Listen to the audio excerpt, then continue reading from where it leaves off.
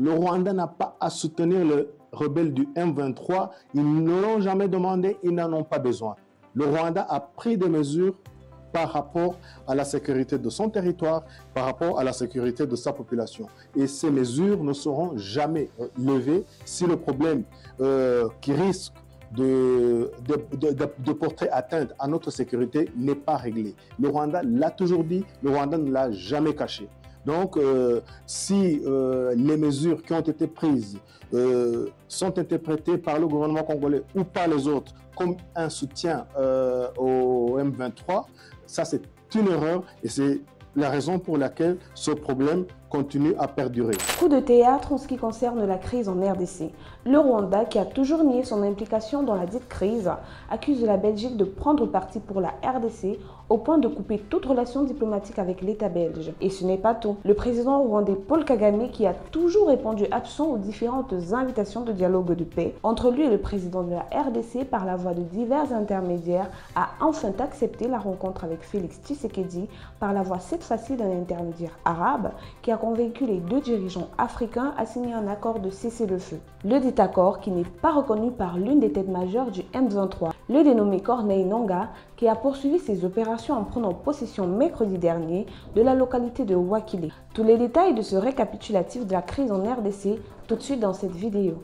Dans une déclaration rapportée par RFI le 19 mars, le porte-parole adjoint du gouvernement rwandais, Alain Mukuralinda, a expliqué pourquoi son pays a rompu ses relations diplomatiques avec la Belgique. 2 jours après l'annonce de la rupture de ses relations diplomatiques avec la Belgique, le Rwanda reproche à l'ancienne puissance coloniale d'être à l'origine des sanctions européennes visant 3 hauts gradés de l'armée, accusant d'avoir apporté leur assistance aux rebelles du M23 dans l'est de la RDC. Le Conseil de sécurité, par le biais de la résolution qui vient d'être adoptée, exige du M23 de se retirer immédiatement des zones qu'il occupe et de cesser les hostilités. Selon des propos rapportés par RFI, Alain Mukuralinda a affirmé que la Belgique était à l'origine de ces sanctions européennes.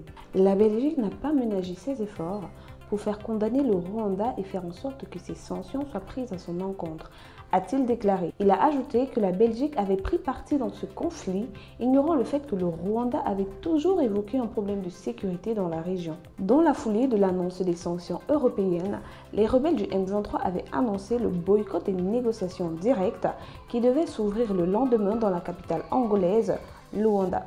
Selon le porte-parole adjoint du gouvernement rwandais, toute initiative qui conduise à l'annulation d'un canal de discussion, d'une voie de résolution politique de la crise, ne sont pas une bonne chose. Mukuralinda estime que les deux parties doivent pouvoir se parler pour trouver une issue politique au conflit. Or, selon lui, l'attitude de la Belgique entrave le dialogue et complique les négociations. Quelques jours avant cette rupture diplomatique, le ministère qatari des Affaires étrangères a publié le 18 mars un communiqué de presse annonçant qu'une réunion trilatérale s'était tenue à Doha entre l'émir du Qatar, Tamim Ben Hamad Al Thani, le président rwandais Paul Kagame et le président de la RDC Félix Tshisekedi Tshilombo. Dans le cadre des efforts visant à apaiser la situation dans l'est de la République démocratique du Congo, où les rebelles du M23 et les forces du gouvernement s'affrontent, la capitale qatari Doha a accueilli Félix Tshisekedi et Paul Kagame pour des discussions. Selon le communiqué du ministère qatari des Affaires étrangères, les deux chefs d'État se sont réunis en présence de l'émir du Qatar, Tamim Ben Hamad Al Thani. Ils ont salué les progrès réalisés dans les négociations en cours à Luanda et Nairobi,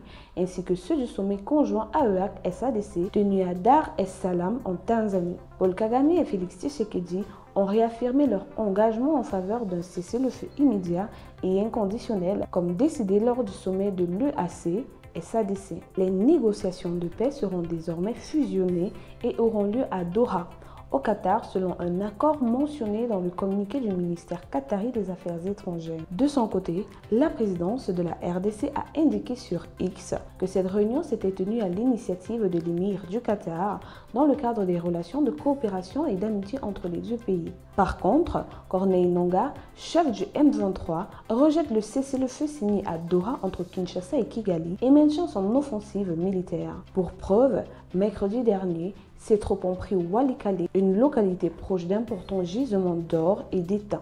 Affirmant n'avoir plus rien à perdre, Il poursuit les combats en attendant les conclusions officielles de la rencontre de Doha. S'opposant à un éventuel accord entre Kinshasa et Washington, Nanga avertit que le peuple congolais bloquera cette trahison. Son intransigeance compromet les efforts diplomatiques et laisse planer le doute sur l'application du cessez-le-feu en RDC. Est-ce que l'attitude de Nanga peut-elle nous conduire à conclure une non-implication effective du Rwanda et des États-Unis dans les mouvements de la force rebelle?